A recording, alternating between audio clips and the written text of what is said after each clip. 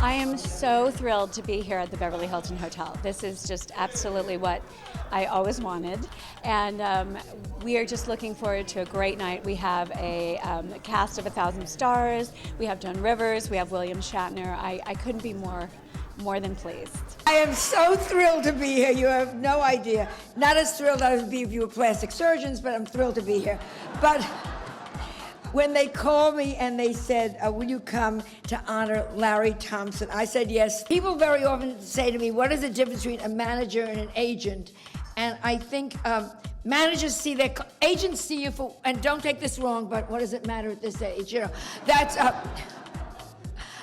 agents see you for what you do at the moment. Managers see you for what you could do.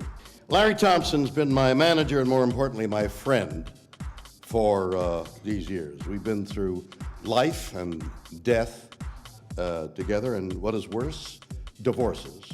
In the 45 years that I've been a manager, I've learned that I have been fortunate to have a few long-term client relationships that I cherish.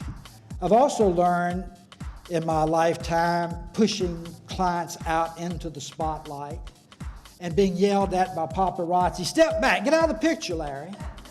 You know, you're pushed back so far that at times you sort of feel unappreciated.